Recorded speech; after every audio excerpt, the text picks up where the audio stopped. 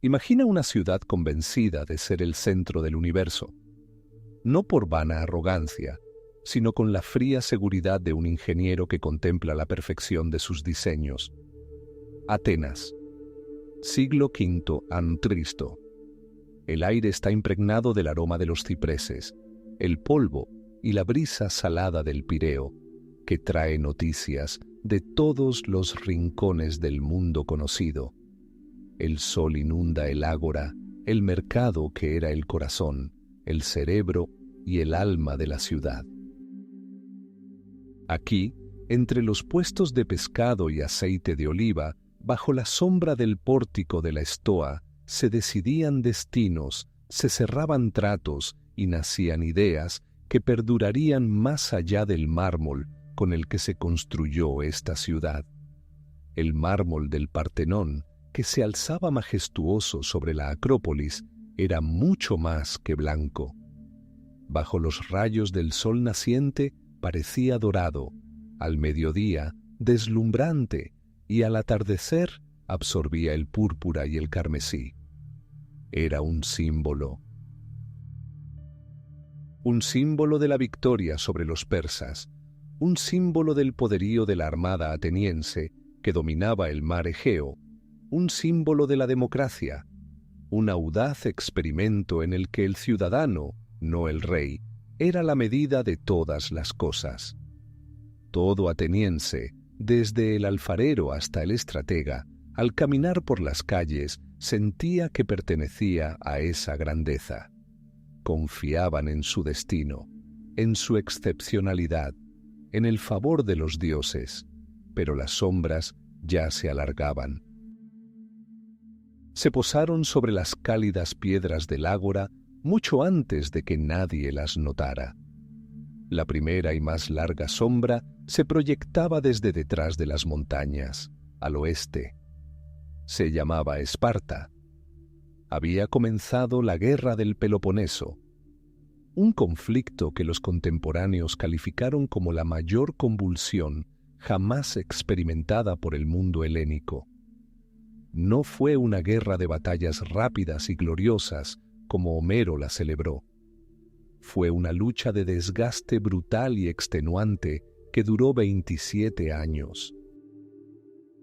27 años de cosechas quemadas, aldeas devastadas y un miedo casi constante. Atenas, protegida por sus murallas largas, se convirtió en una fortaleza sitiada, repleta de refugiados de toda Ática.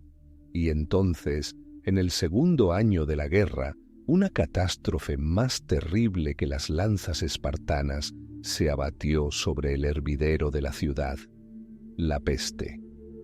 Tucídides, historiador que la vivió, describe algo más que una simple enfermedad. Describe la desintegración de la sociedad. Las leyes, tanto humanas como divinas, perdieron todo sentido ante la muerte que discriminaba entre ricos y pobres. La gente moría tan rápido que ya no se les enterraba con los ritos adecuados. Los cuerpos se arrojaban a fosas comunes o se incineraban en piras funerarias destinadas a otros. Los médicos eran los primeros en perecer, intentando ayudar. Las plegarias en los templos quedaban sin respuesta. Los atenienses, que se consideraban los favoritos de Palas Atenea, encontraron a los dioses impotentes o indiferentes. Este horror arrasó con la creencia de la ciudad en su propia invulnerabilidad. Dejó tras de sí no solo miles de tumbas, sino también una profunda cicatriz de cinismo y desesperación que nunca sanará. La ciudad sobrevivió, pero había cambiado. El orgullo dio paso a una sed de venganza febril, casi histérica. Esta sed dio origen a la empresa más temeraria de la historia ateniense, la expedición a Sicilia. Una flota colosal, la mayor jamás reunida por una ciudad-estado griega, zarpó miles de kilómetros para conquistar Siracusa. Fue una aventura basada en la arrogancia y la codicia. La partida de la armada fue un espectáculo impresionante. Todo el puerto del Pireo recibió a los barcos repletos de jóvenes y fuertes guerreros confiados en la victoria. 2 años después llegaron noticias a ese mismo puerto. Primero, vagos rumores, luego relatos de los pocos supervivientes, maltrechos y destrozados. La flota entera había sido destruida. Todo el ejército, 40.000 hombres, había muerto o había sido vendido como esclavo en las canteras. Casi toda una generación de atenienses había desaparecido. Fue el final. La derrota en la guerra era inevitable. En el 404 a.C., Atenas capituló. Los espartanos no arrasaron la ciudad, como exigían sus aliados. Destruyeron algo más importante, su alma. Las largas murallas, símbolo de la independencia ateniense, fueron derribadas al son de las flautas. La democracia fue abolida. Los 30 tiranos llegaron al poder, una brutal junta proespartana que sembró el terror entre sus propios ciudadanos. En tan solo 8 meses de gobierno, unas 1.500 personas fueron ejecutadas sin juicio. Se confiscaron propiedades y se detuvo a personas en las calles. Los vecinos de antaño se denunciaban unos a otros. La confianza, fundamento de toda sociedad, quedó destruida. El ágora, otrora lugar de debate libre, quedó en silencio, llena de susurros y miedo. La democracia finalmente se restauró. Los tiranos fueron expulsados, pero era una democracia distinta, debilitada, paranoica. Lamía sus heridas y buscaba desesperadamente a los responsables de sus desgracias. ¿Quién envenenó las mentes de los jóvenes que habían conducido a la ciudad al desastre? ¿Quién dudó de los dioses que le habían dado la espalda a Atenas? ¿Quién fue el responsable de décadas de humillación, de la peste, de la derrota, del terror? La ciudad, tras haber presenciado el colapso de su mundo, ya no confiaba en las viejas respuestas. Pero, aún más, temía nuevas e incómodas preguntas. Y en esta ciudad, buscando explicaciones sencillas y un terreno firme bajo sus pies, vivía un hombre cuya única artesanía, su única herramienta, su única arma, era la pregunta. Imagina Atenas, pero no la Atenas congelada en mármol en las páginas de los libros de texto. Imagina una ciudad viva, palpitante, bulliciosa. El año, digamos, 420 a.C. La guerra del Peloponeso contra Esparta avanza a trompicones, agotando la ciudad y envenenando sus mentes con ansiedad. Multitudes inundan las calles, abrasadas por el sol del mediodía. Los mercaderes se gritaban unos a otros en el ágora, los martillos resonaban en el barrio de Cerámico y el aire olía a aceite de oliva, vino barato, pescado y polvo. En medio de este bullicio de voces, este crisol de la democracia, donde cada ciudadano consideraba su opinión como la verdad, deambulaba una figura extraña. No se parecía en nada a los héroes esculpidos por Fidias. Era fornido, bajo, con una prominente barriga bajo su sencillo quitón. Su figura era la antítesis de las atléticas estatuas que adornaban el Partenón. Y su rostro, ojos saltones y separados bajo cejas pobladas, nariz chata y labios gruesos, le daban el aspecto de un sátiro, un espíritu del bosque mitológico. Descalzo, caminaba por el polvo ateniense con la seguridad de quien se siente en casa. Se llamaba Sócrates, hijo del cantero Sofronisco y la partera Fenarete.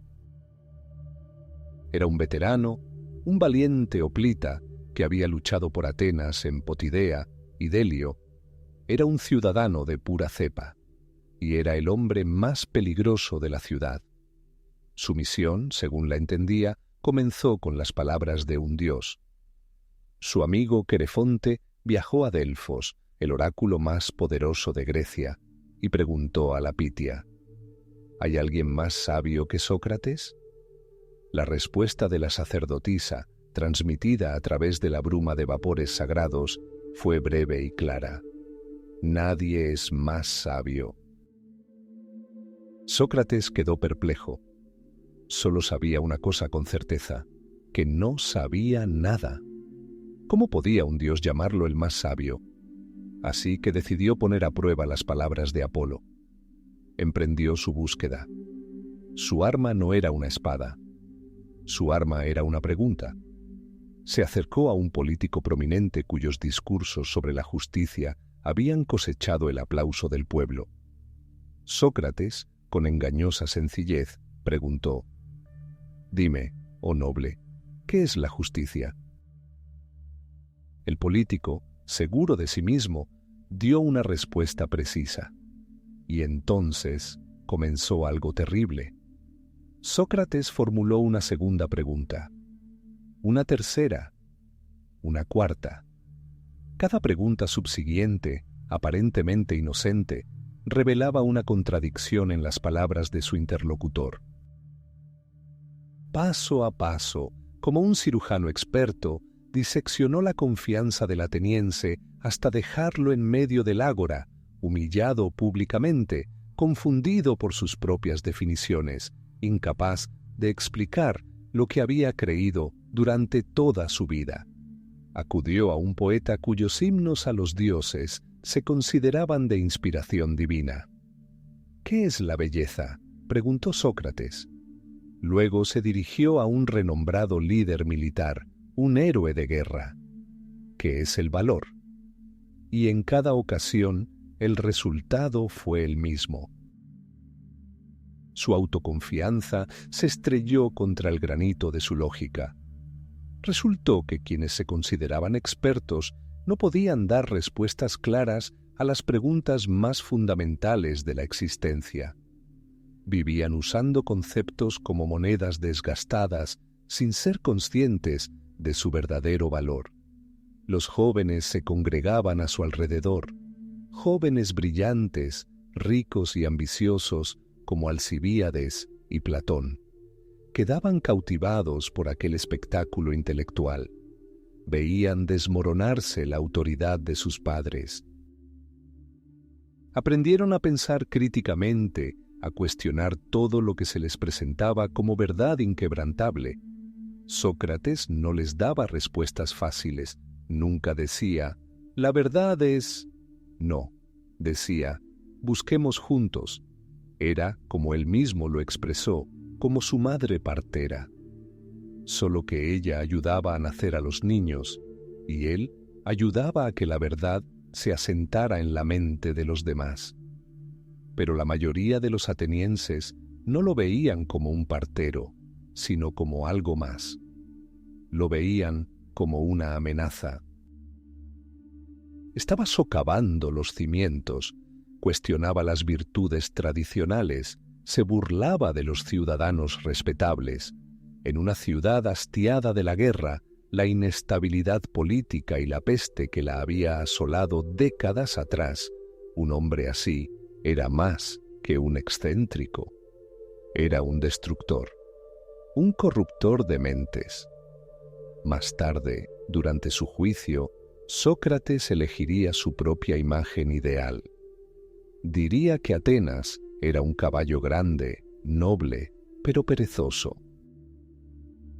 Y él, Sócrates, era un tábano asignado a ese caballo por los dioses. Un tábano que picaba, despertaba e impedía caer en el peligroso letargo de la complacencia y la ignorancia. Era un insecto molesto e irritante cuyo único propósito era obligar a la gran ciudad a pensar, obligarla a examinarse a sí misma, su vida, sus valores. Porque, como él diría, una vida sin reflexión no merece ser vivida. Este tábano llevaba casi 50 años zumbando sobre Atenas. Sus picaduras se volvían cada vez más dolorosas, su insistencia cada vez más insoportable, y la paciencia del noble caballo ateniense se agotaba. Una copa de veneno se cernía sobre él, pero por ahora, seguía vagando por el ágora, descalzo, poco agraciado e invencible en sus diálogos, obligando a todo aquel con quien se cruzaba a asomarse al abismo de su propia ignorancia. Imagínese el ágora de Atenas en el siglo V a.C. El aire es denso, impregnado del aroma a aceitunas molidas, sudor, polvo y pescado frito. Un murmullo de voces humanas resuena bajo el implacable sol ático. Aquí, entre los puestos de los mercaderes y la estoa porticada, se compra y se vende de todo: ánforas, telas, esclavos, alianzas políticas. Y sobre todo, aquí se vende sabiduría. Sus vendedores son los sofistas.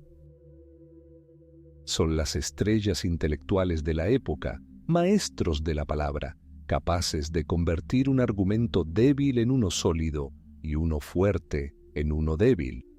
A cambio de dinero, enseñan a jóvenes ambiciosos el arte de la retórica, el arma principal en la corte ateniense y la asamblea popular.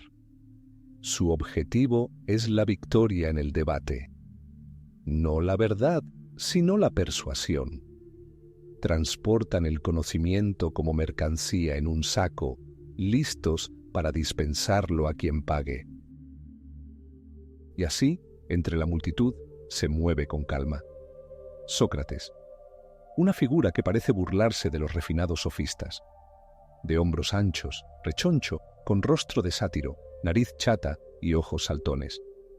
Va descalzo, vistiendo la misma túnica raída invierno y verano. No acepta dinero. Es más, afirma no saber nada. Y ese único conocimiento suyo se convierte en el arma más peligrosa de Atenas. No busca alumnos, sino compañeros. Ve a un renombrado comandante rodeado de jóvenes admiradores y se le acerca con una sencillez desarmante. Oh Laques, tú cuya valentía es celebrada en todas partes, permíteme hacerte una pregunta, pues anhelo aprender. ¿Qué es la valentía? El comandante, halagado, sonríe. La respuesta le resulta obvia. El coraje, Sócrates, consiste en mantenerse firme y no retroceder ante el enemigo. Todo parece sencillo. Pero entonces comienza una danza de pensamientos que pasará a la historia como el método socrático. Una respuesta excelente, asiente Sócrates, con los ojos brillantes de genuina curiosidad. Pero dime, ¿acaso no son valientes los escitas, famosos por luchar retirándose y disparando con arco? El comandante duda un instante. Por supuesto, valiente. Así pues, la valentía no consiste solo en permanecer inmóvil, sino también en retirarse con habilidad. Resulta que sí. Entonces, continúa Sócrates con voz baja pero audible para todos en la multitud en silencio, ¿qué tienen en común la firmeza de un hoplita y las maniobras de un escita? ¿Cuál es esa cualidad que llamamos valentía en ambos casos? Y aquí la confianza del general se resquebraja por primera vez. Ofrece una nueva definición, luego otra. Y Sócrates, con una lógica inexorable pero cortés, las desmorona una a una con ejemplos sencillos de la vida real. No argumenta, solo hace preguntas. Es un espejo en el que la arrogancia ve su propio vacío. El rostro del otro hombre, que hasta hace poco irradiaba orgullo, se ruboriza. Está furioso, está humillado. Él, un gran estratega, no puede definir la que consideraba su mayor virtud. La risa llena el aire a su alrededor. Jóvenes aristócratas como Platón y Jenofonte están pendientes de cada palabra de Sócrates.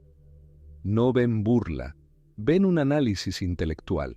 Sócrates lo llamaba elenchos, verificación, refutación, pero esta era solo la primera parte, la más destructiva de su método.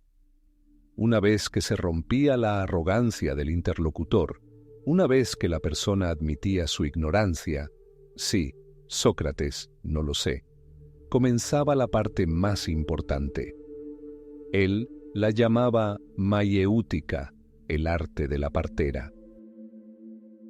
Su madre, Fenarete, era partera, ayudaba a nacer a los niños. Sócrates, decía, era un partero del alma, que ayudaba a que naciera la verdad. Creía que el conocimiento ya reside en cada persona, simplemente sepultado bajo capas de opiniones falsas y prejuicios. Y sus preguntas, como las manos de una partera, ayudan a sacar a la luz ese conocimiento. No impuso la verdad a la fuerza, la ayudó a nacer. Fue un proceso doloroso. El parto siempre duele. Muchos lo abandonaron, maldiciéndolo y odiándolo. Preferían las mentiras reconfortantes a la dolorosa verdad. Pero quienes permanecieron, quienes soportaron esa prueba de la duda, cambiaron para siempre. Esta fue la revolución de Sócrates. Trasladó la filosofía de los cielos, donde se discutían las estrellas y los elementos, a la plaza pública, al alma de los hombres. Obligó a los atenienses a examinarse a sí mismos y a plantearse las preguntas más fundamentales. ¿Qué es el bien? ¿Qué es la justicia? ¿Cómo se debe vivir? No dejó ni una sola línea escrita. Su filosofía se manifestaba en el diálogo, en la comunicación viva, en el debate, cuyo objetivo no era derrotar al otro, sino llegar juntos a la verdad. Era un tábano que aguijoneaba al perezoso caballo ateniense, obligándolo a moverse. Pero un caballo despertado de su letargo no siempre agradece a quien lo despertó. Y con cada conversación pública, con cada político y poeta caído en desgracia, no solo crecía la fama de Sócrates, sino también un odio silencioso y profundo. Un odio que un día exigiría el precio más terrible por el reconocimiento de la propia ignorancia. Corre el año 399 a.C. Atenas aún no se ha recuperado de la humillante derrota en la larga y cruenta guerra contra Esparta. La ciudad está convulsa. En el aire, denso por el polvo y la persistente amargura, buscan a los culpables. Y encuentran una figura extraña e incómoda. 70 años, descalzo, siempre discutiendo en el ágora, con rostro de sátiro y una mente afilada como una espada. Sócrates. 3 cargos oficiales se presentaron contra él.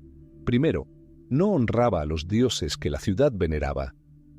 Segundo, introducía nuevas deidades. Tercero, y lo más aterrador, corrompía a la juventud.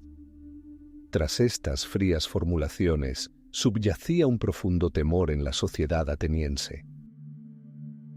Temor a un hombre que enseñaba a dudar de todo, de la autoridad de los padres, de la sabiduría de los políticos, de la inmutabilidad de la tradición. Sus acusadores, el poeta Meleto, el influyente curtidor Ánito y el retórico Licón, encarnaban el viejo orden que Sócrates diseccionó sin piedad con su método de preguntas y respuestas. El juicio de Sócrates no fue un juicio silencioso a puerta cerrada, sino un gran espectáculo público. 501 ciudadanos atenienses, elegidos por sorteo, tomaron asiento como jueces eliastianos. Ante esta inmensa multitud, Sócrates pronunció su defensa, conocida como la apología, y no suplicó ni imploró. Atacó con vehemencia. Dice que su única nueva deidad es una voz interior, su daimon, que siempre lo ha protegido de las malas acciones, pero nunca lo ha impulsado a actuar. Se compara con un tábano, asignado por los dioses a un noble pero perezoso caballo ateniense para mantenerlo alerta. Es sarcástico e irónico. Demuestra haber servido a Atenas toda su vida, mejorando a sus conciudadanos, y lo ha hecho desinteresadamente, incluso viviendo en la pobreza. Se niega a llevar a su esposa e hijos llorando al tribunal, como era costumbre, considerando tal espectáculo humillante para él y para la justicia. Habla no como un acusado, sino como juez de sus jueces. Se ha dictado el veredicto de culpabilidad, pero la victoria de la Fiscalía es mínima, apenas unas pocas docenas de votos de 501. Ahora, según la ley ateniense, comienza la segunda etapa, determinar el castigo. La Fiscalía exige la pena de muerte. El acusado debe ofrecer una alternativa, y aquí Sócrates comete el acto más provocador de su vida. Sus amigos le ruegan que ofrezca una multa, que están dispuestos a pagar, o el exilio. Pero Sócrates, con la misma ironía mordaz, declara que por sus servicios a la ciudad no merece castigo, sino el mayor honor, una cena gratuita de por vida en el Pritaneo a expensas del Estado. Fue una bofetada, un insulto directo al tribunal. Los jueces, que acababan de dudar de su culpabilidad, estaban ahora furiosos. La segunda votación, esta vez sobre la pena, no dejó lugar a dudas. Una amplia mayoría lo condenó a muerte. Sócrates es llevado a una prisión estatal. Pero la ejecución se pospone. El barco sagrado enviado a la isla de Delos aún no ha regresado, y según la antigua costumbre, la ciudad no debía ser profanada con ejecuciones durante su viaje. Sócrates pasa casi 30 días encadenado, pero no abatido. Su celda se convierte en su última escuela filosófica. Sus amigos lo visitan, conversan y discuten sobre la inmortalidad del alma. Critón, el acaudalado amigo de Sócrates, ha sobornado a los guardias. Todo está listo para su huida. Llega al amanecer y le ruega al filósofo que escape, que salve su vida por el bien de sus hijos, sus amigos y la filosofía misma. Pero Sócrates se niega. Le pide a Critón que imagine que las leyes de Atenas están ante ellos, y estas leyes lo interrogan. Sócrates, dicen, ¿acaso no te criamos? ¿No fue por orden nuestra que tus padres se casaran? ¿No te educamos? Viviste con nosotros 70 años y estuviste de acuerdo con nosotros. Podrías haberte marchado de Atenas si no estabas satisfecho, pero te quedaste. Ahora, al violar la sentencia, por injusta que sea, nos destruirás a nosotros, las leyes, el fundamento de toda la polis. ¿Es justo responder a la injusticia con más injusticia? Sócrates elige la lealtad a sus principios por encima de la vida. Huir significa admitir su culpa y traicionar todo lo que enseñó. Llega el último día. El sol inunda la celda. Su esposa, Jantipa, y sus hijos se despiden de él entre lágrimas. Sus amigos permanecen. Él está sereno, incluso alegre. Habla de cómo un filósofo prepara toda su vida para la muerte, para la liberación del alma de la prisión del cuerpo. Cuando el custodio trae la copa de cicuta envenenada, la toma sin el menor estremecimiento. El carcelero, que ha visto a muchos, llora y lo llama el más noble de todos los que han estado allí. Sócrates pregunta, ¿qué debe hacer? Le dicen que simplemente beba y camine hasta que sienta las piernas pesadas y luego se acueste. Se toma el veneno como si fuera una copa de vino en un banquete. Sus amigos rompen a llorar. ¿Qué hacéis, necios?, les reprocha Sócrates. Precisamente para evitar estas escenas, despedí a las mujeres. Uno debe morir en reverente silencio. Recorre la celda de un lado a otro. Luego se tumba. Un escalofrío le sube lentamente por las piernas. Se cubre con su capa. Y justo cuando el veneno empieza a subirle al corazón, de repente aparta el borde de la capa y pronuncia sus últimas y enigmáticas palabras a Critón. Critón, le debemos un gallo a Asclepio, así que dáselo, no lo olvides. Asclepio era el dios de la curación. Se le ofrecían gallos en agradecimiento por curar las enfermedades. Para Sócrates, la muerte era la cura para la mayor enfermedad, la vida.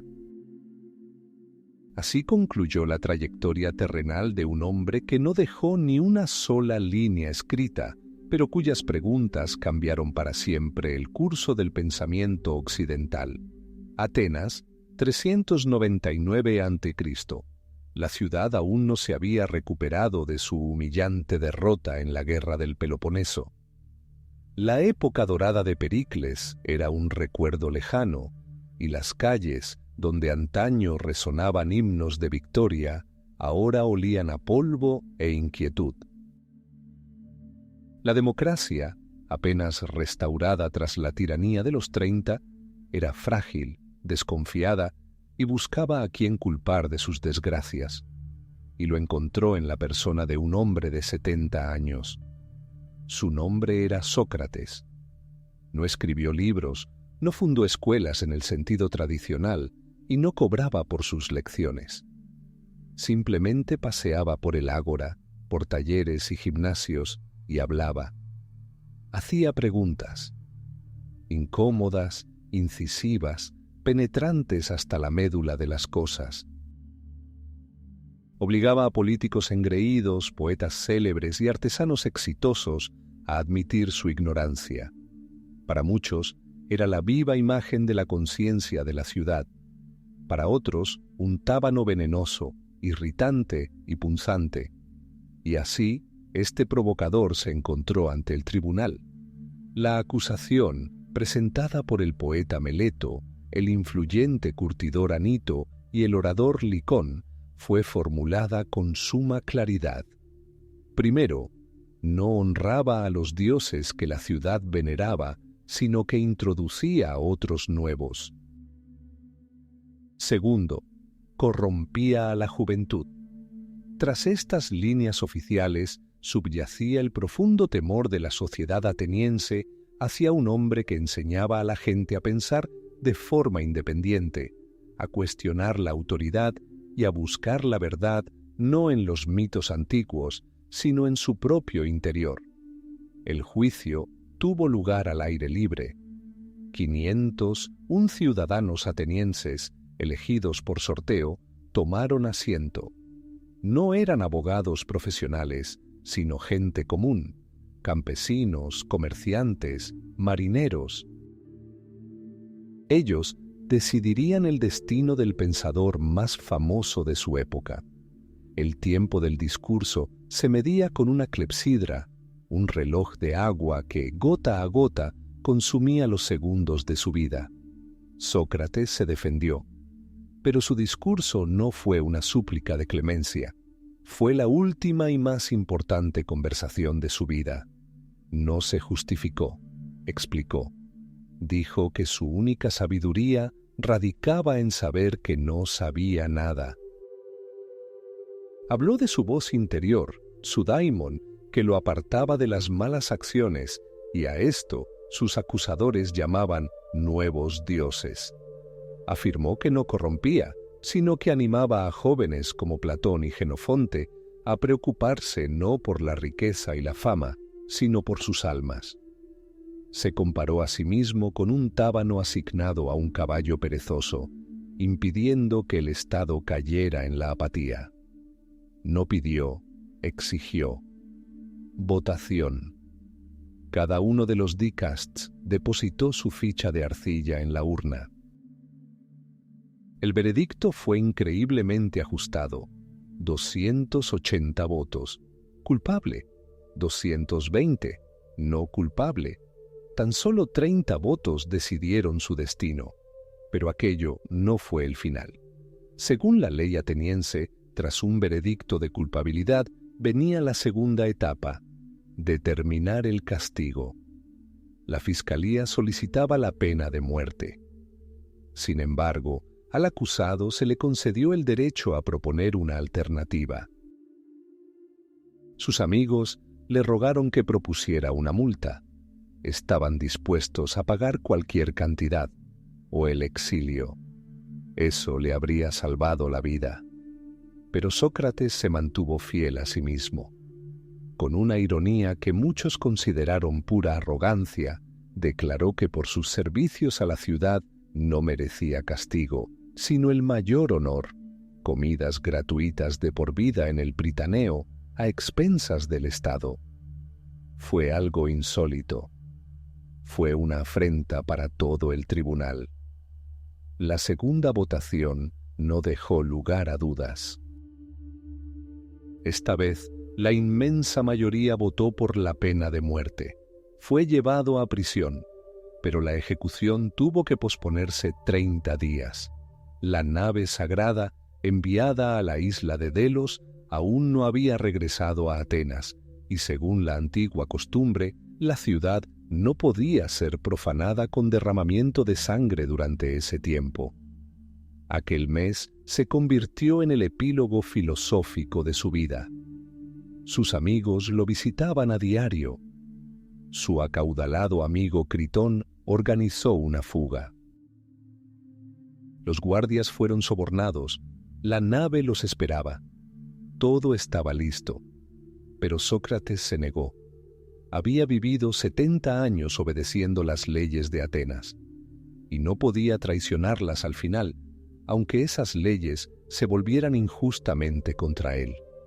Huir significaría admitir su culpa y echar por tierra todo lo que había enseñado. Llegó el último día. El sol, ocultándose tras las colinas del Ática, iluminaba la celda donde Sócrates, rodeado de discípulos que lloraban, disertaba con serenidad sobre la inmortalidad del alma. Cuando el carcelero le trajo la copa de cicuta, la tomó sin estremecerse, como quien bebe vino en un banquete. La apuró hasta la última gota. Un escalofrío le recorrió lentamente el cuerpo desde los pies. Estaba entumecido, pero su mente permanecía lúcida. Sus últimas palabras, dirigidas a Critón, fueron enigmáticas. Le debemos un gallo a Asclepio, así que dáselo, no lo olvides. Aquella noche en Atenas, un hombre murió. Pero entre las cenizas de su pira ardió una llama que iluminaría toda la historia posterior del pensamiento occidental. Su alumno, el joven aristócrata Platón, al presenciar esta represalia judicial, quedó profundamente conmovido. Comprendió que la política basada en la opinión pública es destructiva. Que un Estado que asesina a su ciudadano más sabio es doloroso. La muerte de su maestro marcó un punto de no retorno para Platón. Lo transformó de un potencial político en un filósofo. Y toda su filosofía posterior, su doctrina de las ideas, su proyecto de un estado ideal, todo ello fue un intento de responder a una pregunta terrible: ¿cómo construir un mundo en el que Sócrates jamás fuera ejecutado? Las cenizas se enfriaron, pero la llama que encendieron apenas comenzaba su viaje. En el año 399 a.C., Atenas asesinó a su sabio. La copa de cicuta que le dieron a Sócrates no solo envenenó su cuerpo, sino también el alma de su más grande discípulo, Platón. La ciudad que amaba se convirtió en una asesina. La democracia de la que los atenienses se enorgullecían tanto se reveló ante sus ojos como el gobierno de una turba ignorante y furiosa. ¿De qué sirve la libertad de expresión si conduce a la pena de muerte para los justos. Platón abandonó Atenas. Vagó durante 12 años, Egipto, Cirene, Italia. Asimiló la sabiduría de los pitagóricos, estudió geometría y buscó la respuesta a la pregunta crucial: ¿cómo construir un estado justo en el que no se ejecute a Sócrates, sino que se le escuche? Creyó haber hallado la respuesta. El poder no debía pertenecer a los ricos, ni a los fuertes, ni a los elegidos por sorteo, sino a los sabios, a los filósofos. El destino le brindó la oportunidad de poner a prueba su teoría. Fue invitado a Sicilia, a la corte del tirano siracusano Dionisio el Viejo. Aquí se encontraba el campo de pruebas perfecto. No era necesario convencer a miles de ciudadanos en el ágora, bastaba con convencer a un solo hombre, aquel que ostentaba todo el poder. Platón intentó transformar al tirano en un filósofo en el trono. Fue un fracaso rotundo. Dionisio se mostró inmune a las disertaciones sobre la justicia y el bien. Hablar de un Estado donde el gobernante es servidor de la ley y no su amo, solo lo enfurecía. Platón, heredero de Sócrates, aristócrata y pensador, estuvo a punto de morir esclavo en el mercado de Egina. Solo un milagro logró rescatarlo y devolverlo a casa. Regresó a Atenas no derrotado, sino transformado. La lección de Sicilia fue dura pero clara. No se puede cambiar a un tirano adulto. No se puede forzar la sabiduría. Los gobernantes sabios deben ser formados.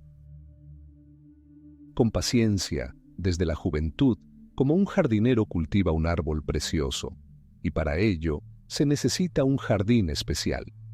Hacia el año 387 a.C., a la edad de 40 años, Platón adquirió un terreno al noroeste de Atenas.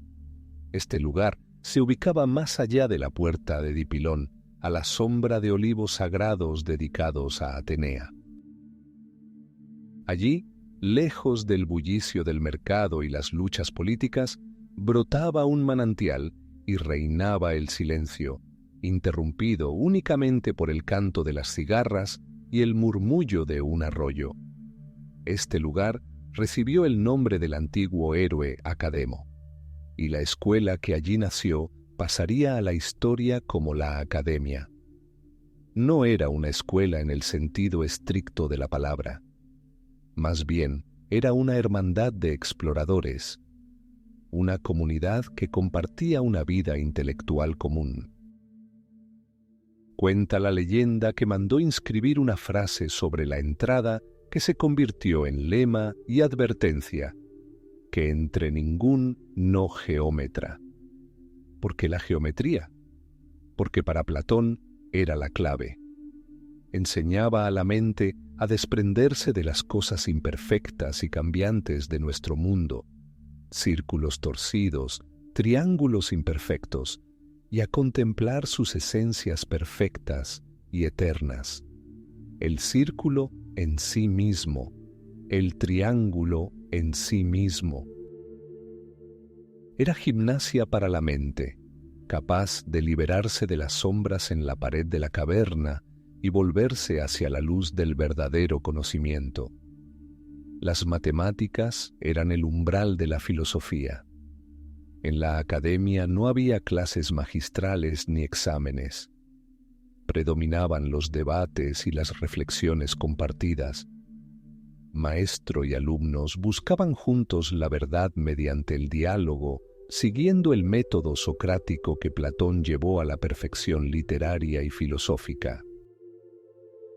Estudiaban astronomía, armonía, geometría del espacio y, por supuesto, ética y política.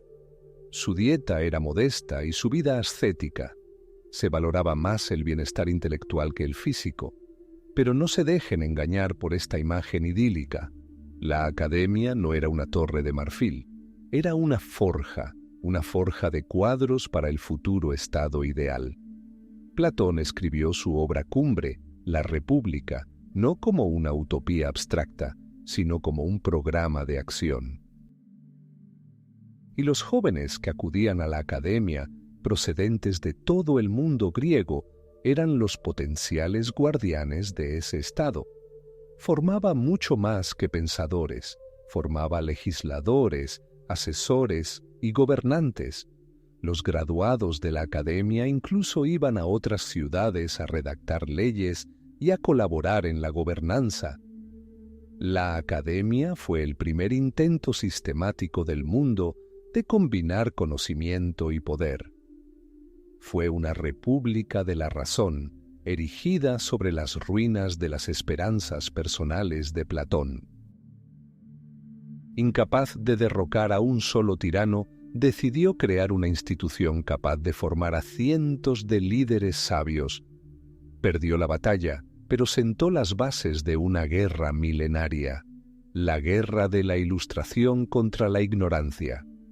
Platón dirigiría su creación durante 40 años, hasta su muerte, y la academia misma, en constante cambio y desarrollo, perduraría casi 900 años, convirtiéndose en el prototipo de todas las universidades futuras.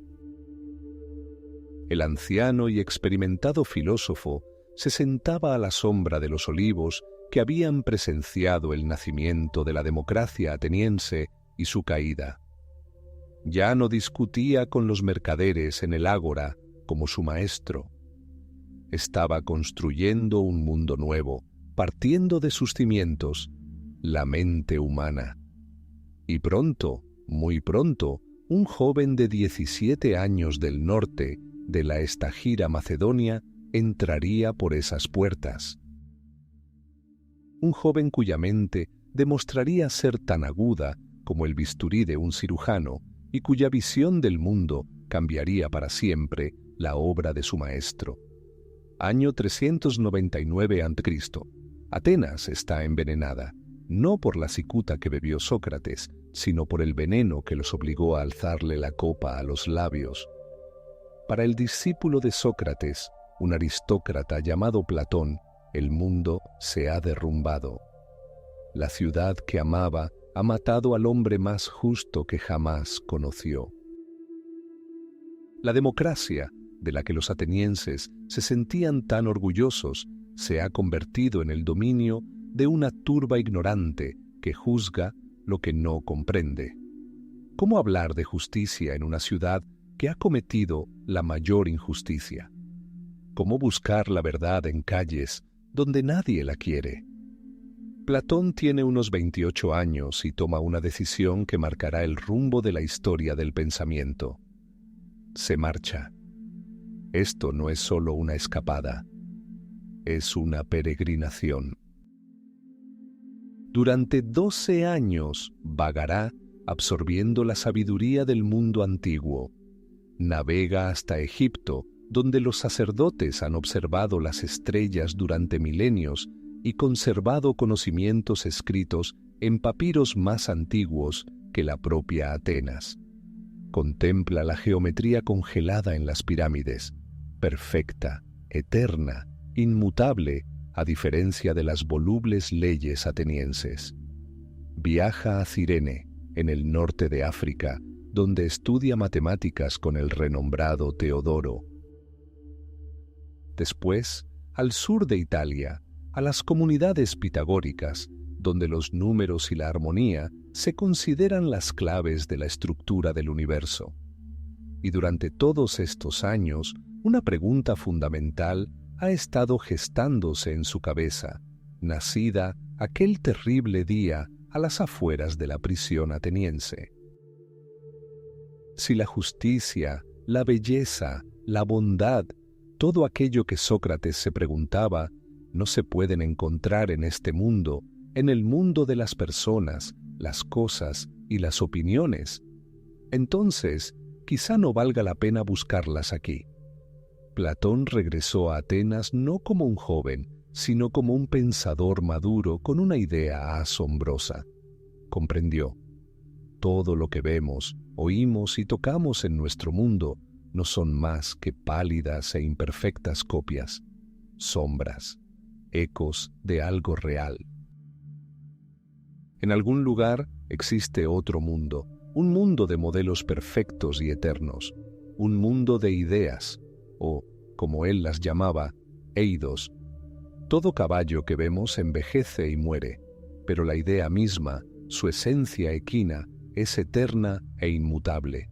Todo acto justo no es más que un débil reflejo de la justicia absoluta y perfecta. Todo objeto bello no es más que una sombra de la verdadera belleza. Nuestro mundo es un mundo de devenir, y el mundo de las ideas es un mundo de ser. Para explicar este grandioso concepto, Platón crea la imagen más poderosa y aterradora de la historia de la filosofía, la alegoría de la caverna. Imagina una profunda cueva subterránea. Hay personas encadenadas desde su nacimiento. Sus cabezas y cuellos están inmovilizados, de modo que solo pueden mirar hacia adelante, a la pared que tienen delante. Detrás de ellos, más arriba, arde un fuego. Entre el fuego y los prisioneros discurre un sendero por el que otras personas transportan diversos objetos, estatuas, utensilios, imágenes de animales. La luz del fuego proyecta sombras de estos objetos sobre la pared que los prisioneros contemplan. Para estas personas, las sombras lo son todo. No conocen otra cosa. Oyen el eco de las voces de los porteros reflejado en la pared y creen que son las propias sombras las que hablan. Les dan nombres, estudian su secuencia e intentan predecir cuál aparecerá a continuación. Quienes lo consiguen son considerados sabios. Ahora imaginen que liberan a uno de los prisioneros. Lo obligan a ponerse de pie y girar hacia la luz. ¿Qué sentirá? Dolor. La luz brillante del fuego lo cegará, y sus ojos, acostumbrados a la penumbra, le dolerán. Le mostrarán objetos reales, cuyas sombras ha visto toda su vida, y le preguntarán ¿qué son? No lo creerá. Dirá que las sombras a las que está acostumbrado son mucho más reales que estas cosas extrañas y cegadoras. Si lo arrastraran a la fuerza por la empinada ladera rocosa que salía de la cueva, sufriría y sentiría resentimiento. Y cuando finalmente emergiera a la luz del sol, quedaría completamente ciego. Al principio, solo podría discernir sombras. Luego, reflejos de personas y objetos en el agua. Después, los objetos mismos. Y solo tras mucho tiempo sería capaz de alzar la vista y ver el sol. Y comprendería, es el sol quien da vida a todo lo que ve. Es la causa de las estaciones, del crecimiento, de la luz y de la posibilidad misma de ver. Se da cuenta de que toda su vida pasada, toda la supuesta sabiduría de sus compañeros de la cueva, no era más que un engaño, un juego de sombras en la pared, y la compasión por ellos lo invadirá. No querrá volver a sus honores ni a sus disputas, pero el deber lo obligará. Descenderá de nuevo a la cueva para contarles la verdad y liberarlos. Pero ¿qué ocurrirá cuando regrese?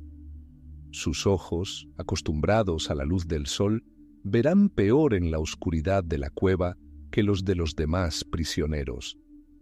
Lo considerarán ridículo y absurdo. Cuando intente hablarles del mundo exterior, supondrán que su viaje le ha dañado la vista y la mente. Se reirán de él.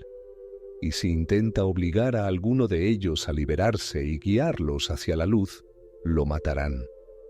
Este trágico final encierra todo el dolor de Platón. El prisionero liberado que regresa a la caverna es el filósofo, es Sócrates. Vio el sol de la verdad e intentó hablarles de él a los atenienses, aferrados a sus opiniones y prejuicios mundanos, y lo mataron. Así respondió Platón a su propia pregunta. El mundo físico es una caverna, y la tarea del filósofo es realizar el angustioso ascenso hacia la luz del mundo de las ideas, conocer el bien supremo como el sol, y luego regresar y guiar a otros, incluso a riesgo de ser incomprendido y asesinado. Y para que tales personas jamás volvieran a perecer a manos de la multitud ignorante, Platón fundó su escuela en Atenas, un lugar donde se formarían los futuros filósofos gobernantes, aquellos que habían visto la luz. La llamaría la Academia, y existiría durante casi 900 años. Año 399 a.C. Atenas acababa de obligar a su ciudadano más sabio a beber una copa de veneno. Para Platón, discípulo de Sócrates, esto era más que una tragedia personal. Era una sentencia de muerte. Una sentencia de muerte no para un hombre, sino para un sistema. La democracia de la que los atenienses se sentían tan orgullosos había demostrado estar enferma. Había matado a su mejor médico. Conmocionado y desilusionado, una pregunta surgió en la mente de Platón que definiría su vida entera. ¿Cómo? ¿Cómo podía un Estado llamado a impartir justicia cometer semejante injusticia? La respuesta era obvia y aterradora. La estructura misma de ese Estado era defectuosa. A sus ojos, la democracia ateniense se parecía cada vez más a un barco donde marineros ebrios e ignorantes se peleaban por el timón. Se ensordecían unos a otros con sus gritos, discutían sobre el rumbo sin el menor conocimiento de las estrellas y despreciaban a la única persona a bordo que entendía de navegación, el verdadero timonel, el filósofo. Platón abandona Atenas. Durante muchos años, vaga sin rumbo, absorbiendo la sabiduría de Egipto y la precisión matemática de los pitagóricos en Italia. Pero no huye. Busca una cura para la polis enferma. Y más de 10 años después, al regresar a su ciudad natal, comienza su proyecto principal. No lejos de las murallas, en una arboleda dedicada al héroe mítico Academo, Platón funda una escuela, una academia. Pero es más que una simple escuela. Es el primer laboratorio del mundo para diseñar una sociedad ideal. Aquí, en los callejones sombríos, donde el aire no está impregnado del aroma de las flores, sino del murmullo del debate, nació su obra cumbre, el diálogo, la república. No se trata de un tratado político al uso, es un detallado plan, meticulosamente elaborado hasta el último detalle para una maquinaria de justicia perfecta. Platón comienza con una analogía. El Estado, dice, es un hombre escrito con mayúsculas.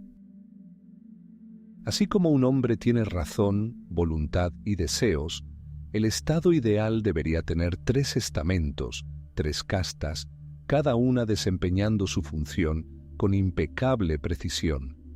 En la cúspide se encuentran los filósofos gobernantes. Son el cerebro del Estado, personas de alma pura.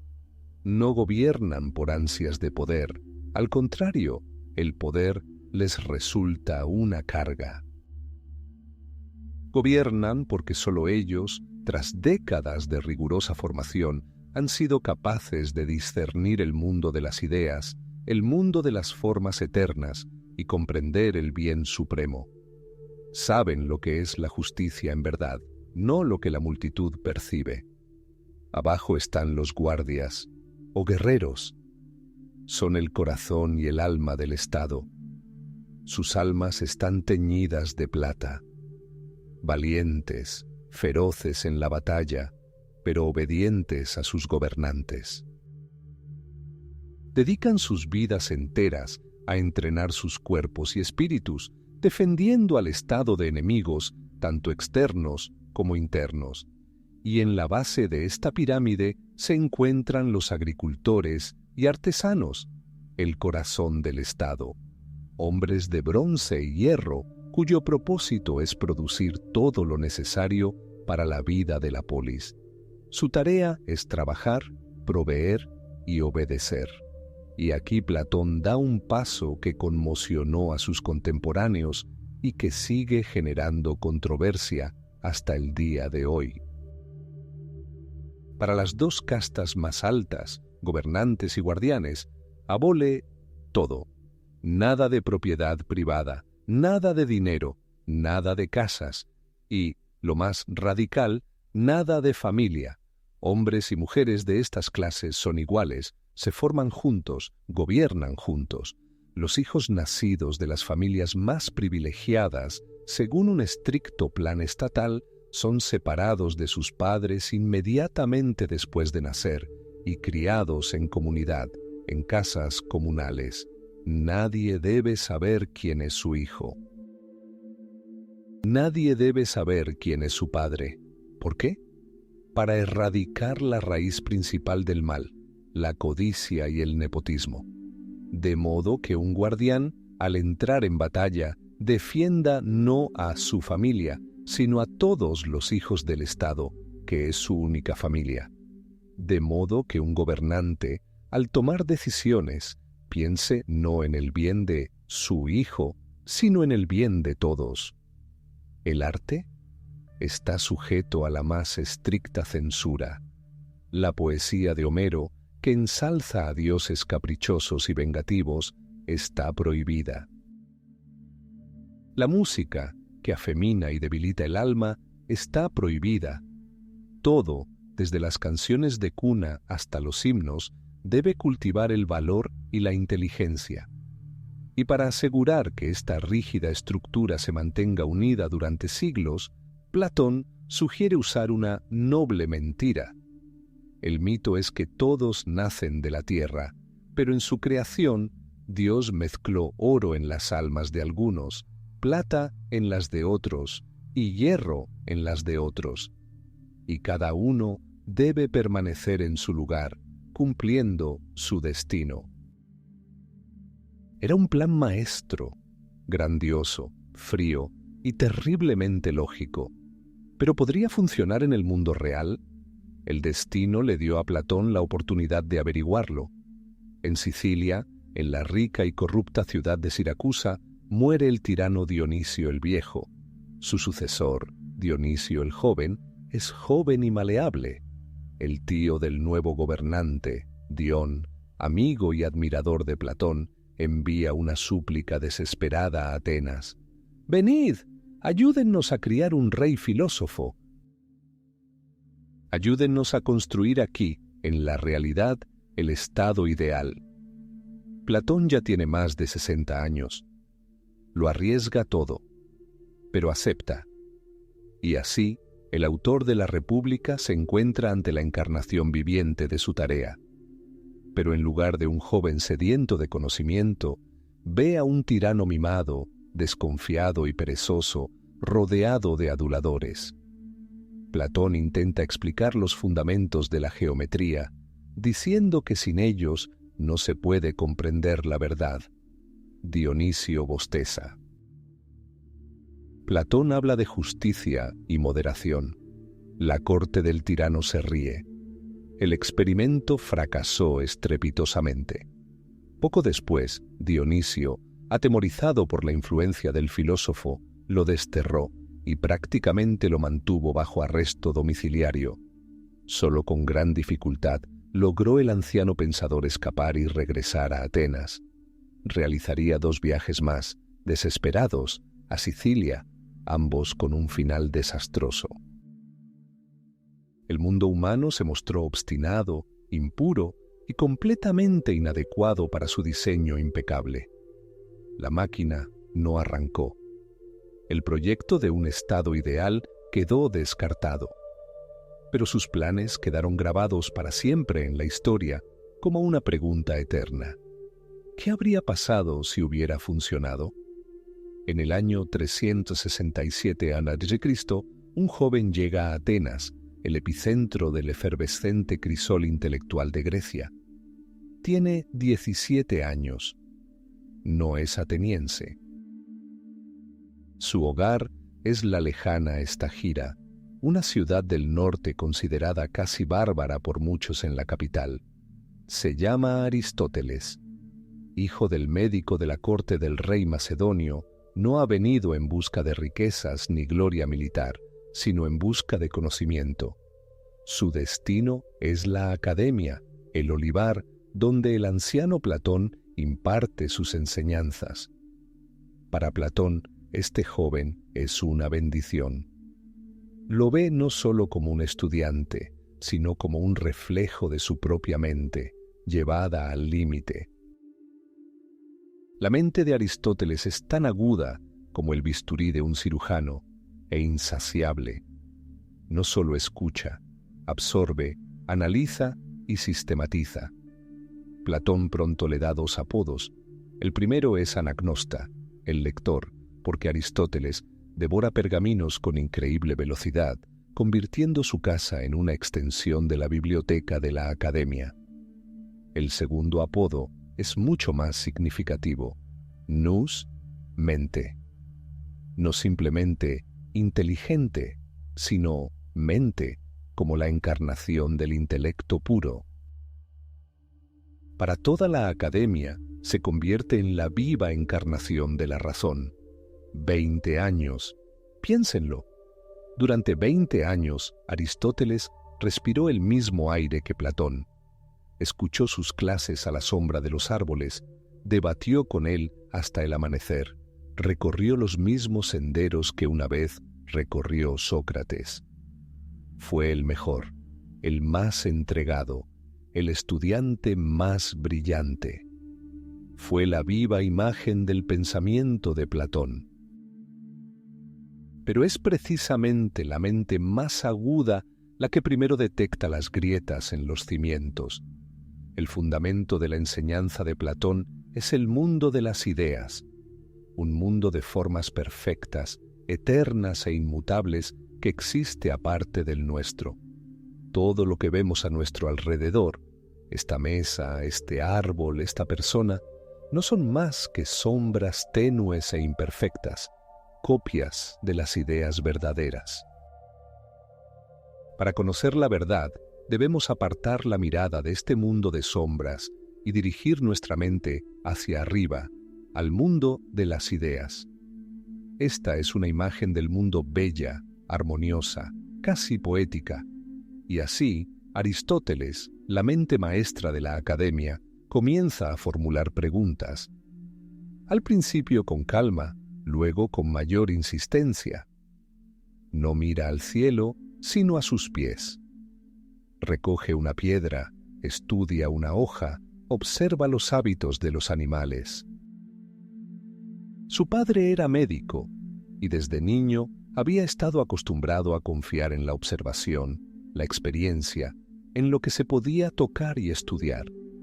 Y se pregunta, ¿cómo se puede comprender la esencia de un caballo sin ignorar a todos los caballos vivos? ¿Cómo se puede hablar de la idea del bien sin estudiar las buenas acciones en la vida real? Para Aristóteles, esto es impensable. Argumenta que la forma o idea de una cosa no flota en las nubes. Está aquí, dentro de la cosa misma. La esencia de este roble en particular reside en el roble mismo, no en su prototipo celestial. Para comprender el mundo hay que estudiarlo en toda su diversidad, clasificar, recopilar datos, observar. Esto no fue solo un argumento, fue una revolución, fue un cambio tectónico en el corazón mismo de la filosofía. La mirada hacia arriba colisionó con la mirada hacia abajo. Mientras Platón vivió, fue un diálogo, aunque tenso, un gran maestro y un gran alumno. Pero en el 347 a.C., Platón murió. La academia debía elegir un nuevo director, un scholarch, y todas las miradas se dirigieron a Aristóteles, a la mente. ¿Quién, sino él? Pasó 2 décadas allí. Conoce la doctrina mejor que nadie, pero la decisión no recae sobre él. La academia está dirigida por Espeusipo, sobrino de Platón. Un pensador mediocre, sí, pero pariente y un verdadero ateniense. Aristóteles es un forastero, un metecus, y tiene conexiones peligrosas en la corte macedonia, que por entonces está ganando poder y amenaza la independencia ateniense. Pero la razón principal, por supuesto, reside en otra parte. Aristóteles se ha convertido en un hereje. Se atrevió a cuestionar el dogma más importante. Analizó las enseñanzas de su maestro con la fría lógica de un erudito. Y esto jamás fue perdonado. Fue un duro golpe para Aristóteles. 20 años de lealtad, trabajo intelectual, devoción, y todo se esfumó. El camino se cerró. Ya no formaba parte de la academia. Ese mismo año abandonó Atenas. La ciudad que había sido su patria intelectual lo exilió. No se marcha simplemente como un estudiante que se había enemistado con sus profesores. Se marcha como un filósofo independiente cuyo pensamiento se forjó en debates con las mentes más brillantes de la época. Se lleva consigo no un rencor, sino una convicción, la de que la verdad debe buscarse aquí, en la tierra. Más tarde, se le atribuiría una frase que se convertiría en la quinta esencia de su trayectoria, una frase llena de respeto y de una honestidad inquebrantable. Platón es mi amigo, pero la verdad es más valiosa. A la sombra de los olivos sagrados, en los jardines dedicados al héroe Academo, el aire estaba impregnado de ideas. Allí, en la Academia de Platón en Atenas, la realidad no era más que una pálida sombra.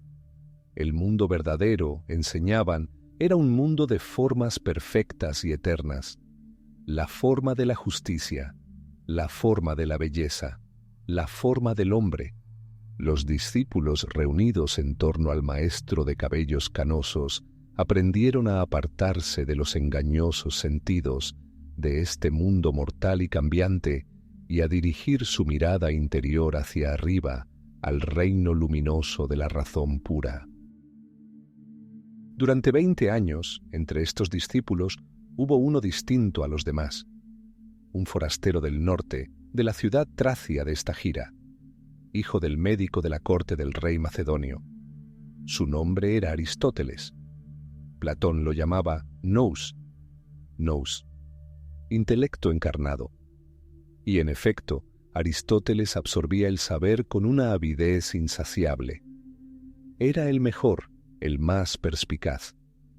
Pero sus ojos, acostumbrados a la precisión del bisturí de su padre, reflejaban no solo deleite, sino también duda.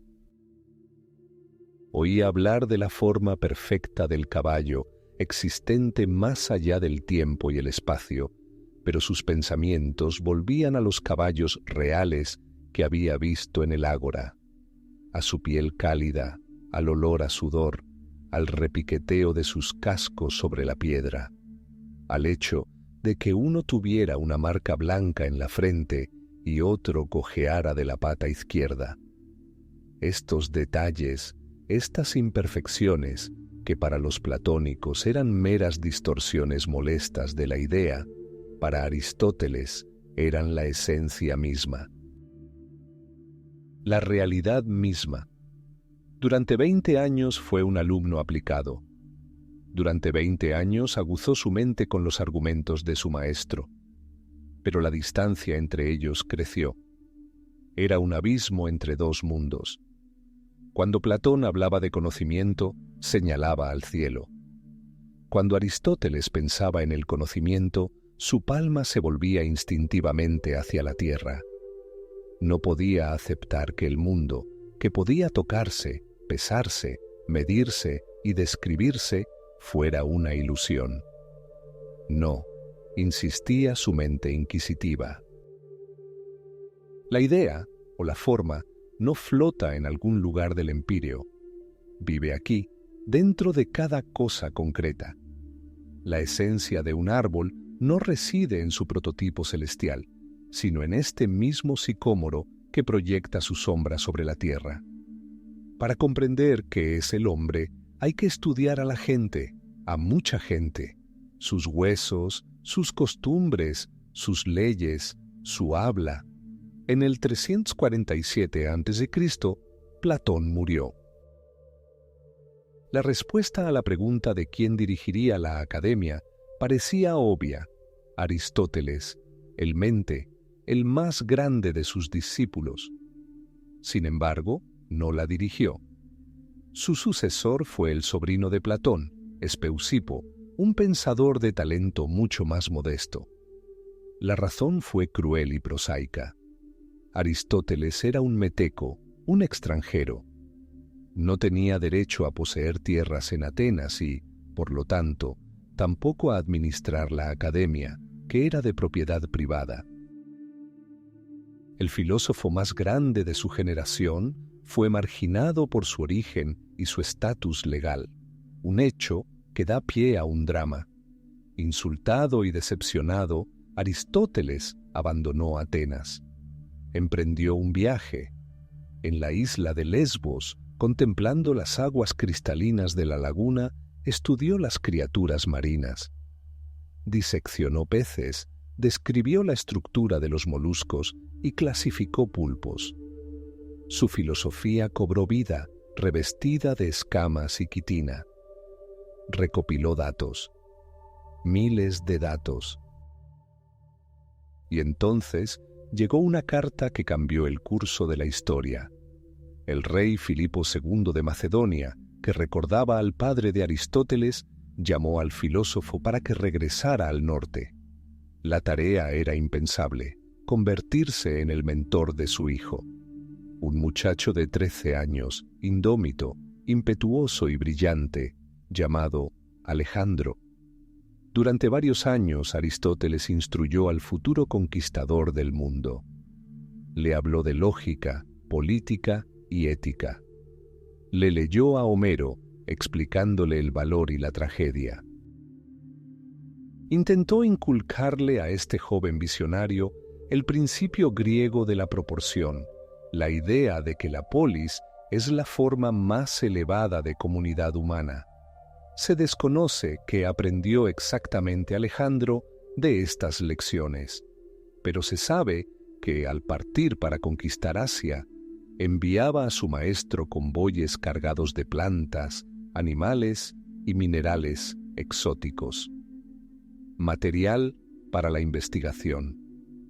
Un tributo de un alumno que conquistó el mundo material a un maestro que deseaba comprenderlo. Tras regresar a Atenas después del ascenso de Alejandro Magno, Aristóteles era mucho más que un filósofo. La sombra del poder macedonio se cernía sobre él. Aún no podía dirigir la academia, así que hizo algo que cambió el mundo. Fundó la suya propia, junto al templo de Apolo, el Liceo.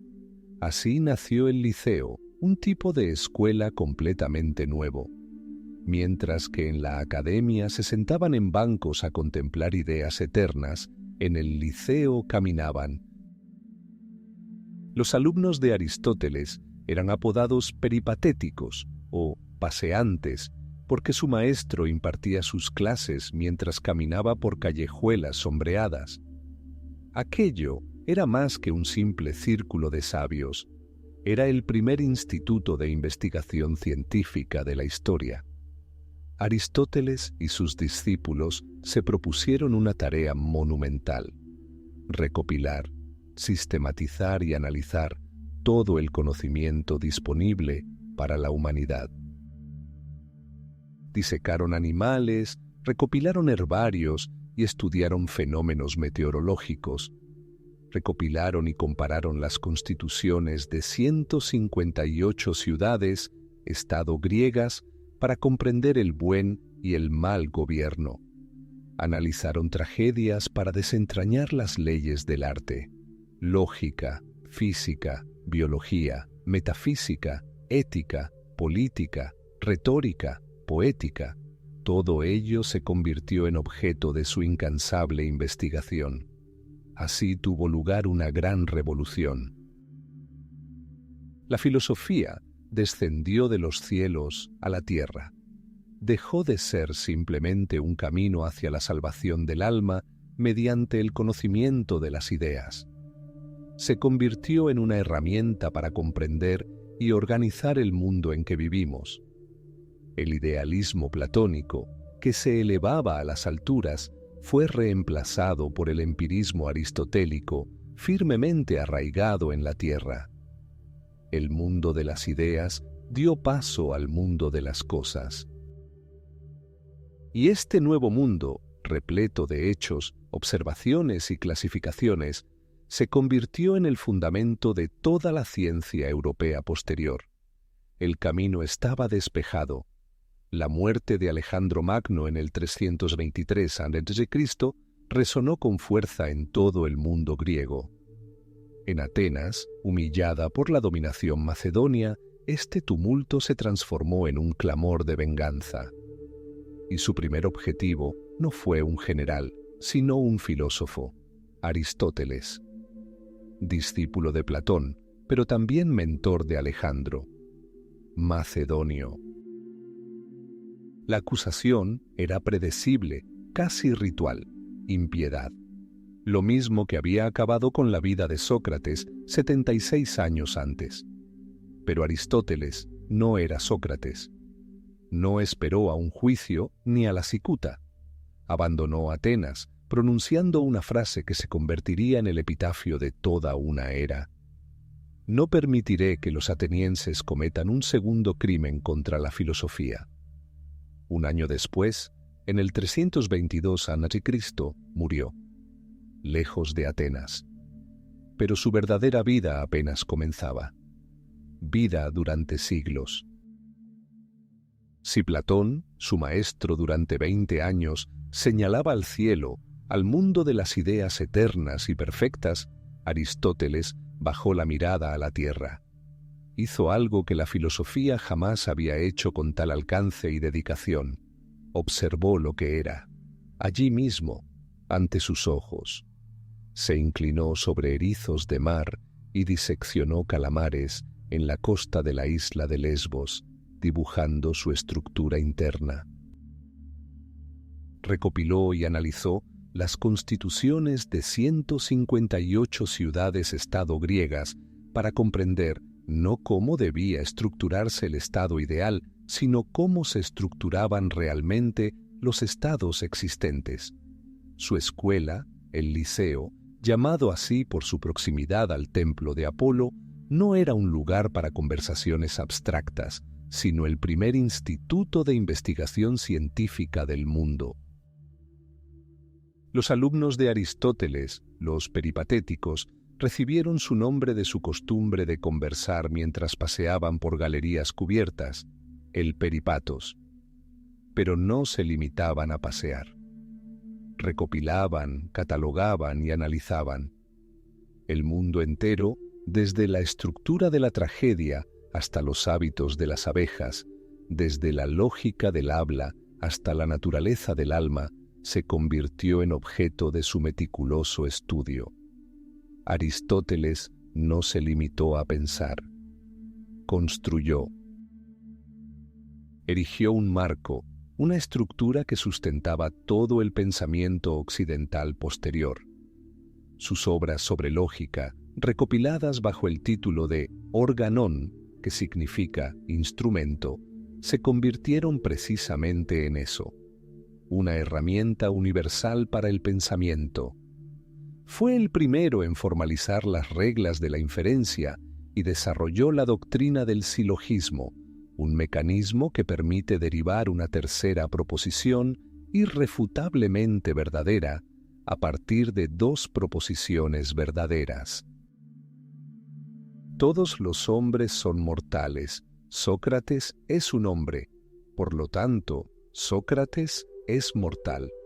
Esto parece obvio, pero fue Aristóteles quien transformó esta obviedad en una ley, un modelo mediante el cual se podía construir cualquier argumento. Le dio a la humanidad una gramática de la razón. Clasificó a los seres vivos sentando las bases de la biología. Dividió el gobierno en monarquías, aristocracias y sistemas políticos, describiendo sus formas perversas: tiranía, oligarquía y democracia. Definió el propósito de la vida humana no como un placer fugaz, sino como eudaimonía, un estado de pleno desarrollo humano alcanzado mediante la acción virtuosa. Su ética a Nicómaco no es un conjunto de mandamientos divinos, sino una guía práctica para alcanzar la mejor versión de uno mismo. En su poética, reveló el mecanismo del drama, explicando por qué la tragedia nos conmueve tanto e introduciendo el concepto de catarsis, purificación a través de la compasión y el temor. Nos legó palabras y conceptos, categoría, energía, esencia, materia, forma, causa. Aún hoy hablamos el lenguaje que en gran medida creó él. Tras la caída de Roma, su legado estuvo a punto de perderse en Occidente.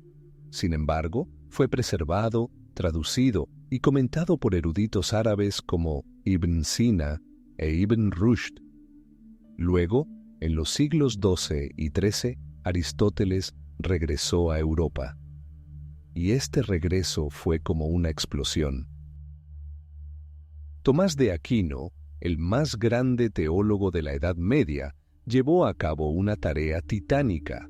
Combinó la revelación cristiana con la lógica aristotélica, creando una grandiosa síntesis de fe y razón que definió la cosmovisión de la Europa católica durante siglos. Aristóteles se convirtió en una autoridad indiscutible. Se le llamaba simplemente filósofo, con mayúscula, como si no hubiera otros, y ahí radicaba la mayor ironía de su destino. El hombre que valoraba la experimentación y la observación por encima de todo, se convirtió en un dogma que obstaculizaba la observación. Su física, que afirmaba que los cuerpos pesados caen más rápido que los ligeros y que la Tierra es el centro inmóvil del universo, se convirtió en una prisión para el pensamiento. Durante casi 2000 años, su autoridad fue tan grande que los científicos prefirieron creer en sus textos antes que en sus propios ojos. Para que la ciencia avanzara, tenía que revolucionarse, tenía que derrocar a Aristóteles. Galileo tuvo que lanzar bolas desde la Torre de Pisa para demostrar que el filósofo estaba equivocado. Copérnico y Kepler tuvieron que desbancar a la Tierra del centro del universo, donde Aristóteles la había situado.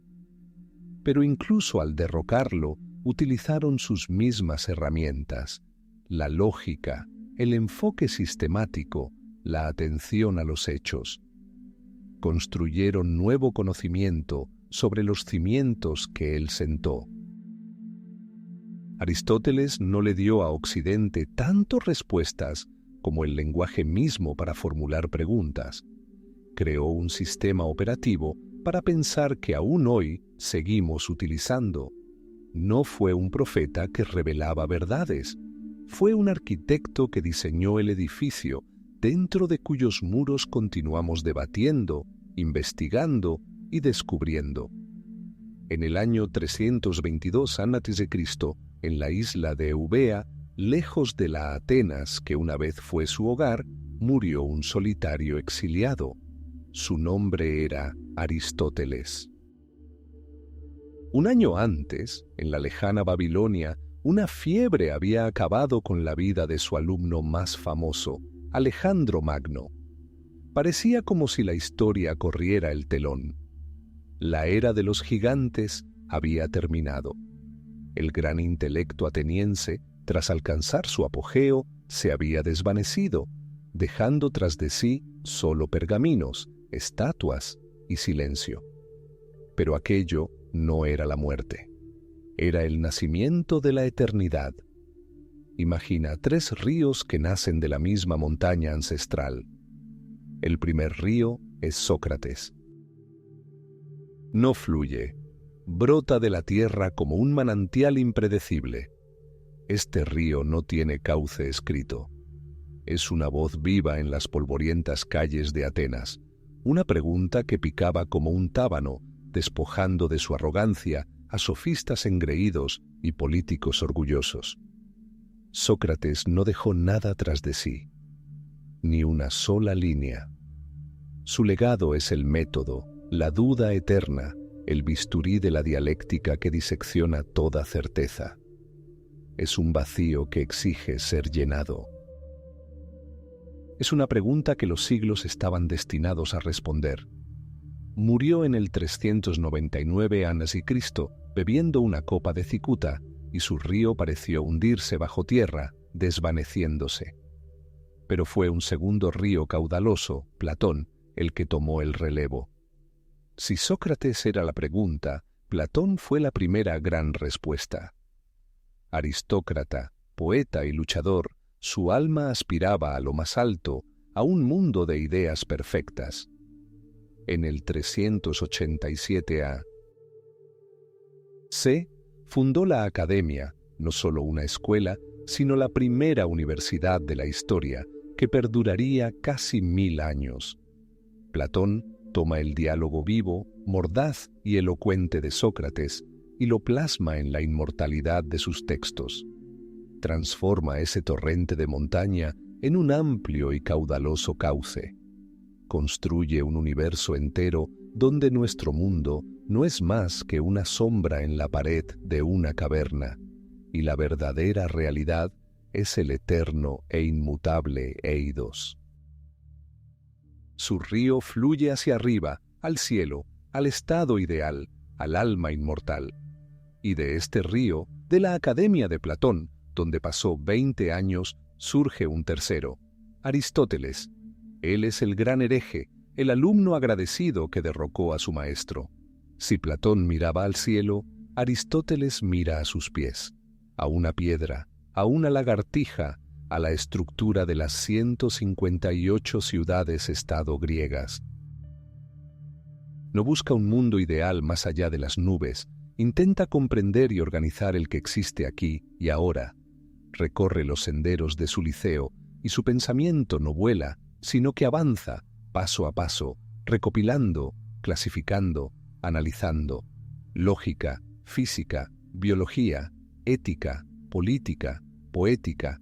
Crea los lenguajes mismos en los que hablaremos de estas cosas durante los próximos 2000 años.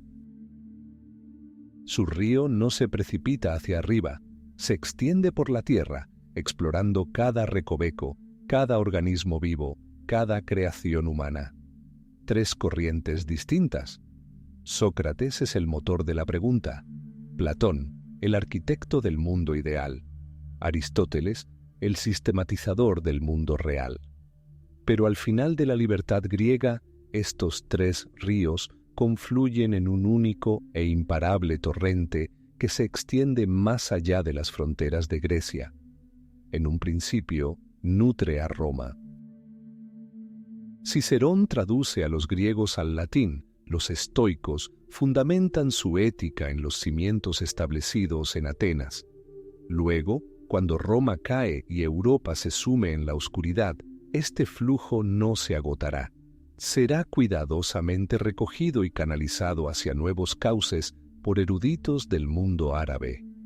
En Bagdad y Córdoba, Aristóteles será llamado simplemente el filósofo. Sus obras, preservadas y comentadas por Ibn Sina e Ibn Rushd, regresarán a Europa a través de España y Sicilia. Y entonces comenzará la segunda oleada. Tomás de Aquino pondrá la lógica de Aristóteles al servicio de la teología cristiana, creando el marco intelectual de toda la Edad Media. Las ideas de Platón, filtradas a través de los neoplatónicos y Agustín, nutrirán las tradiciones místicas e idealistas de Occidente.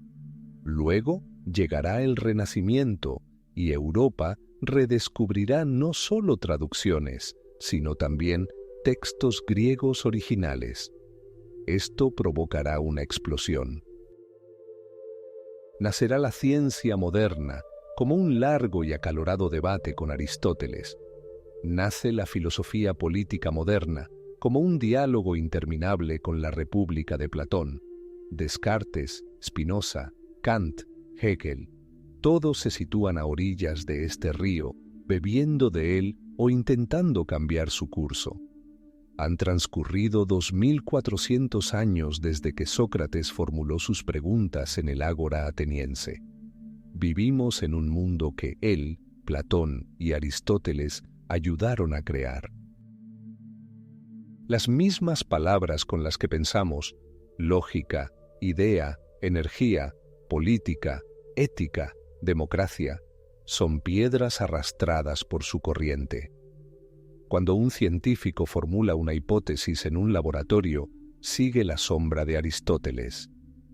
Cuando un político habla de justicia y de una sociedad ideal, el fantasma de Platón se cierne sobre él. Y cuando cualquiera de nosotros se plantea la eterna pregunta, ¿qué es el bien?, escuchamos el eco de la voz de Sócrates. 3 ríos que nacen en una pequeña y bulliciosa ciudad griega han fluido a través de imperios y civilizaciones, a través de siglos de olvido y eras de renacimiento. No han caído en la eternidad, son la eternidad, y sus aguas siguen fluyendo.